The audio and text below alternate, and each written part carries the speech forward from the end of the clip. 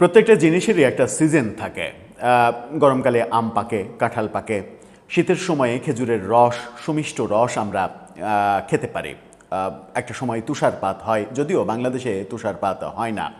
বৃষ্টির একটা সিজন থাকে, মাঝখানের আবহাওয়ার একটা সিজন থাকে, কুকুরেরও একটা সিজন থাকে। এই ব্যাপারগুলো আমরা দেখি। মানে আবার যদি আমরা ভালো আলোচনা করি, ভালো জিনিসের সিজন, পাড়া মহল্লায় বিভিন্ন সাংস্কৃতিক অনুষ্ঠানের একটা সিজন, অনুষ্ঠানের সিজন এটা শীতের সময় বেশ জমে। আবার ওয়াজ মাহফিলের সিজন আমরা দেখি শীতের সময় বেশ জমে। শীতের 2-3 মাসে ওয়াজের রীতিমতো মেলা বসে যায় এবং যারা ওয়াজি তারা এই সময়ে শিডিউল দিতে হিমশিম খান। যারা ওয়াজের নামে ব্যবসা করেন তারা হেলিকপ্টার চালিয়ে একদিনে 3-4-5টা ওয়াজ মাহফিল করেন এবং সেটা ওই সিজনাল চাপের কারণে। সিজনে বহু কিছু হয়, অফ সিজনে সবজির দামও বেড়ে যায়। একটা সিজনাল ফল আর একটা মানে সময়ে যদি অফ সিজনে আপনি খেতে চান অনেক বেশি টাকা দিয়ে সেটা খেতে হয়। হাঁসের দাম গরমকালে কমে যায়, শীতে যখন সিজন তখন হাঁসের দাম বেড়ে যায় এবং তখন চর্বিযুক্ত খুবই ভালো মানের হাঁস পাওয়া যায়। এত কথা কেন বলছি?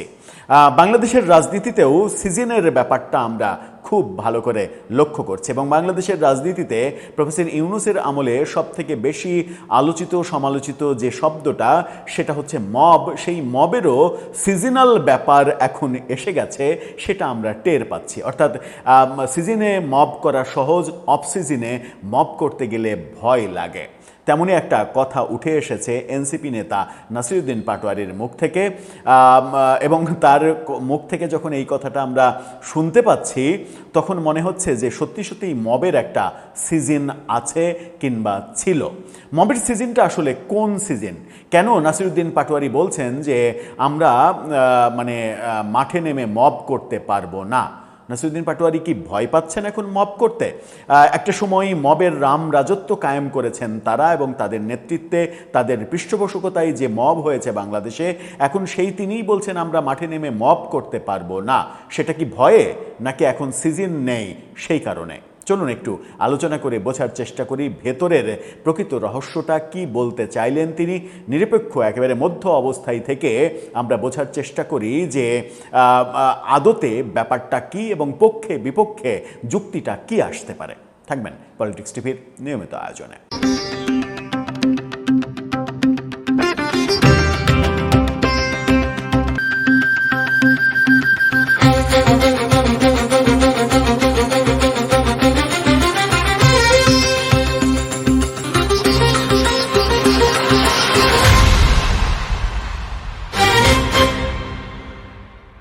দর্শক, বলছিলাম নাসিরুদ্দিন পাটোয়ারির কথা এবং মবের কথা, মবের সিজনের কথা। কখন সিজন, কখন অফ সিজন, কখন ডাল সিজন, এটা আমাদের খুবই মনোযোগ দিয়ে বুঝে উঠতে হবে। কি বলছেন তিনি? আজকের পত্রিকার এই শিরোনামটা দেখলেই বুঝতে পারবেন। তিনি বলছেন আমরা মাঠে গিয়ে মব করতে পারবো না। নাসিরুদ্দিন পাটোয়ারি মাঠে গিয়ে মব করতে কেন পারবেন না? প্রফেসর ইউনূসের আমলে তো মবকে পৃষ্ঠপোষকতা দিয়ে নিজেরা মব করে মবকে জাস্টিফিকেশন দিয়েছিলেন মানে আপনারা এবং আপনাদের অনুসারীরা। এখন তাহলে কি এমন পরিবেশ তৈরি হলো যে এখন মাঠে গিয়ে মব করতে পারবেন না এই কথা বলতে হচ্ছে? কেনই বা বলছেন? কি বলছেন তিনি? চলুন একটু জানি। পাটোয়ারি বলছেন এখন একটা নির্বাচিত সরকার রয়েছে, আইনশৃঙ্খলা রক্ষাকারী বাহিনী ও প্রশাসন রয়েছে, তারা এখন দায়িত্ব নিয়েছে।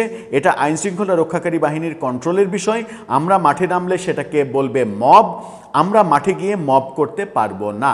আপনারা মাঠে নামলে কেন মব বলবে?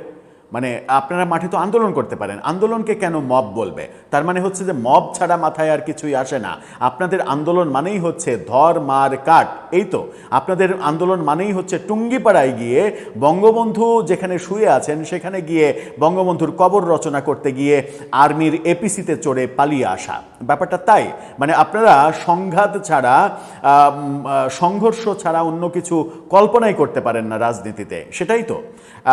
তিনি কি বলছেন? আজকে চট্টগ্রামে এই কথা তিনি বলেছেন। চট্টগ্রামের নগরীর বিভিন্ন স্থানে কার্যক্রম নিষিদ্ধ আওয়ামী লীগ এবং সহযোগী সংগঠনের কর্মীদের মিছিল প্রসঙ্গে তিনি এক প্রশ্নের জবাবে এই কথা বলেছেন। অর্থাৎ বলছেন ভারতে শেখ হাসিনা পালিয়ে গেছে, তিনি কিন্তু সরকার শেখ হাসিনাকে ফিরিয়ে আনার কোনো ব্যবস্থা নিচ্ছে না। পররাষ্ট্রনীতির ক্ষেত্রেও নতজানু পররাষ্ট্রনীতি গ্রহণ করছে। শুধু মুসলিম পরিচয়ে ভারত থেকে ৩০ লাখ লোককে অবৈধ পথে বাংলাদেশে পাঠাচ্ছে তারা। সীমান্তে এখন তারা মানবতার জীবনযাপন করছে। এখানে 3টা পয়েন্ট। একটা হচ্ছে ভারতে শেখ হাসিনা পালিয়ে আছে, সরকার আনতে পারছে না। ভাই, এই সরকারের সময় বয়স তো মাত্র 3 মাস পেরিয়েছে। আপনার সরকার, আপনার প্রফেসর ইউনূস, আপনার বিশ্ববরেণ্য নোবেলজয়ী, আর সে তো 1.5 বছর, তিনি তো 1.5 বছর ক্ষমতায় ছিলেন। তো 1.5 বছরের হাসিনাকে আপনি আনতে পারেননি কেন? 1.5 বছরে আপনি পারেননি, আর এই সরকার 3 মাস মাত্র অতিক্রম করলো। 3 মাসে আপনি বলছেন এই সরকার হাসিনাকে আনতে পারছে না, আনতে চাইছে না। এই ধরনের কথা বলার কি বাস্তবতা তৈরি হয়েছে? আপনি 1.5 বছরে পারেননি, এই সরকারকে 3 বছর দেন। 3 বছর দেওয়ার পরে তারপরে আপনি বলেন যে 1.5 বছর আমরা মাত্র সময় পেয়ে পারিনি। আপনি 3 বছর কাটালেন, তাও পারছেন না কেন? তখন প্রশ্ন করার আপনার অপশন তৈরি হবে। আপনি বলছেন পররাষ্ট্রনীতির ক্ষেত্রে নতজানু নীতি অবলম্বন করছে বিএনপি। তাহলে কি বিএনপিকে এটা করতে বলেন? আপনারা যেরকম ভারতের 7 সিস্টার্স আলাদা করতে চেয়েছেন, আপনার প্রধান উপদেষ্টা ভারতের 7 সিস্টার্স নিয়ে প্রতিনিয়ত কথা বলেছেন, আপনার হাসনাত আবদুল্লাহরা 7 সিস্টার্স ভেঙে গুড়িয়ে দিতে চেয়েছেন, চিকেন নেক নিয়ে বাজে কথা বলেছেন, ভারতীয় বিচ্ছিন্নতাবাদীদের বাংলাদেশে আশ্রয় দিয়ে ভারতকে অশান্ত করে তোলার চেষ্টা করেছেন, ভারতকে ভেঙে ফেলার কথা বলেছেন, বাংলাদেশে ভারতীয় দূতাবাসের ইট খসিয়ে নেয়ার কথা বলেছেন, চট্টগ্রামে ভারতীয় দূতাবাসের অফিসে পাথর ছুঁড়ে মেরেছেন। এই কর্মকাণ্ডগুলো বিএনপিও করুক, এটাই কি কি বলবো যে এটাই কি পররাষ্ট্রনীতি হওয়া উচিত? যেটাকে আপনি নতজানু পররাষ্ট্রনীতি বলছেন, সেটা না করে আপনারা যেটা করেছেন সেটা করতে হবে। ভারতের সঙ্গে যুদ্ধ বাঁধিয়ে দিতে হবে। এই তো কদিন আগে বেনাপোলে গিয়ে আপনি যে এরকম ধাক্কাটা খেলেন, বেনাপোলে আপনি কী জন্য গিয়েছিলেন? ওই সীমান্তে গিয়ে এরকম উত্তেজনা তৈরি করা যে সীমান্তে বাহিনী চলে এসেছে, বাংলাদেশের বাহিনী চলে এসেছে যুদ্ধ করতে, এবার ভারত যেন যুদ্ধ করতে চলে আসে, ব্যাপারটা তাই। সেটাই অরিজিনাল পররাষ্ট্রনীতি। আর বিএনপি যেটা করছে সেটা নতজানু পররাষ্ট্রনীতি। 2 নাম্বার গেল। 3 নাম্বার, তিনি বলছেন যে 30 লক্ষ মুসলমানকে অবৈধভাবে বাংলাদেশে পুশ ইন করার জন্য সীমান্তে জড়ো করেছে ভারত। এটা তাদের যে ওস্তাদ আসিফ নজরুলের ওই 21 লক্ষ অবৈধ ভারতীয় বাংলাদেশে কাজ করছে সেই তত্ত্বের মতো। উপদেষ্টা হওয়ার আগে এই তত্ত্ব তিনি দিয়েছিলেন। উপদেষ্টা হওয়ার পরে 1.5 বছরে 21 লাখ তো দূরের কথা, 21 জন অবৈধ ভারতীয় চিহ্নিত করে তাদেরকে ফেরত পাঠানোর কোনো ব্যবস্থা তিনি নেননি। এবং তাকে একাধিকবার একাধিক প্ল্যাটফর্ম থেকে প্রশ্ন করা হয়েছে, তখন সেটার ভুলভাল উত্তর দিয়েছেন। বলেছেন আমরা যখন কথা বলি তখন অসচেতনভাবে অনেক সংখ্যা অনেক কথাই বলে ফেলি, সেটা তোর ক্যালকুলেটরে হিসাব করে আমরা বলি না। কত বড় বাটপার হলে এই ধরনের কথা বলতে পারে? আরেকটা দেশের সঙ্গে সার্বভৌমত্ব প্রশ্ন এবং যুদ্ধ লাগার মতো কথা বলে তিনি বললেন যে ক্যালকুলেটরে হিসাব করে তো আর কথা বলি না। ওই একই ধরনের বক্তব্য হচ্ছে এই 30 লাখ ভারতীয় অবৈধভাবে সীমান্তে তারা জড়ো করেছে বাংলাদেশে পুশব্যাক করার জন্য। এর চাইতে ডাহা মিথ্যা কথা আর হতে পারে না। এই কথাগুলোই হচ্ছে যুদ্ধ বাঁধানোর কথা।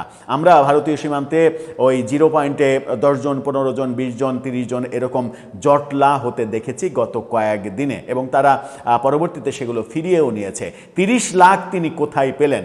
যদি বলতেন যে 300, 3000, তাও ব্যাপারটা একটা কি বলবো যে প্রাসঙ্গিক থাকতে পারতো, প্রাসঙ্গিকতার কাছাকাছি থাকতে পারতো। বলছেন 30 লাখ। যেমন করে তাদের বিভিন্ন গুরুরা যারা তাদের আইডিওলজি প্রচার করে, তারা আমাদের 71-এর 30 লাখ শহীদের অস্তিত্ব স্বীকার করতে চায় না। তারা বলে 3 লাখকে বঙ্গবন্ধু ভুলে 30 লাখ বলেছিলেন। যারা বলে বিজয় দিবস 16ই ডিসেম্বর আমাদের বিজয় দিবস না, ওই একই বয়ান, একই কথা, একই রকমের ঢং, সব কিছু আমরা দেখতে পাচ্ছি এদের রাজনীতির মধ্যে। তিনি বলছেন যে জিয়াউর রহমানের শাসন আমলে সীমান্তের ওপার থেকে জিয়াউর রহমানকে ডিস্টার্ব করেছিল, ভালো কথা। একই ধারাবাহিকতায় শেখ হাসিনা ওপার থেকে বাংলাদেশ আওয়ামী লীগকে মাঠে নামানোর চেষ্টা করছে। শেখ হাসিনা ভারতে এতই শক্তিশালী, শেখ হাসিনার আওয়ামী লীগ ভারতে এতই শক্তিশালী যে ওই পারে আওয়ামী লীগ আন্দোলন শুরু করছে। ওই পার থেকে আওয়ামী লীগ মিছিল করতে করতে বাংলা মোটর এনসিপি কার্যালয় পর্যন্ত আসবে, এসে এদেরকে পাকড়াও করবে। ব্যাপারটা এরকম। মানে হাস্যকর কথা বলারও তো একটা লিমিট থাকে রে ভাই। এত হাস্যকর কথা বললে তো নিজেকে অনেক বেশি হাস্যকর হিসেবে বারবার উদাহরণ তৈরি করবেন, এবং যেটা যে পর্যায়ে আপনি নিজে গিয়েছেন হাস্যকর পর্যায়ে, আর নিচে নামার সম্ভাবনা নেই। কিন্তু প্রতিনিয়ত এই টোটকাগুলো ছেড়ে আপনি নিজেকে মানে অবিরাম হাস্যকর একটা ক্যারেক্টার হিসেবে জাহির করার যে চেষ্টা করছেন, এই চেষ্টা থেকে আমার মনে হয় যে ফিরে আসা উচিত। কারণ আপনার মধ্যে রাজনীতির একটা সম্ভাবনা মানুষ দেখেছিল, সেই সম্ভাবনাটা মানুষ ভালোবেসে ওন করতে চেয়েছিল। কিন্তু আপনি বিশেষ করে বিগত নির্বাচন থেকে এই মির্জা আব্বাসকে কেন্দ্র করে যে সকল ফালতু, ফাউল, অশ্লীল, কুরুচিপূর্ণ কথাবার্তা এবং বিহেভ করেছেন, তারপর থেকে যেটা চলমান আছে এখন পর্যন্ত, যেটার প্রতিক্রিয়া আমরা দেখছি, কখনো ঝিনাইদহে, কখনো বেনাপোল সীমান্তে, এই ব্যাপারগুলো দেখছি। এই ব্যাপারগুলো কিন্তু আপনি নিজে ওয়েলকাম করে নিচ্ছেন। এই এই মানে অযথা কথা থেকে আমার মনে হয় বিরত থাকতে হবে। এবার আসি মূল কথায়। তিনি বলছেন যে আমরা তো মাঠে নেমে মব করতে পারবো না। কেন পারবেন না? আপনাদের নামলেই ওটা মব হবে কেন? এটা একটা প্রশ্ন, সেই প্রশ্নকে সাইড করে রাখলাম। আপনি মাঠে নেমে মব করতে পারবেন না এই কথা কেন বলছেন? এটা অসহায়ের উক্তি আমার কাছে মনে হয়েছে।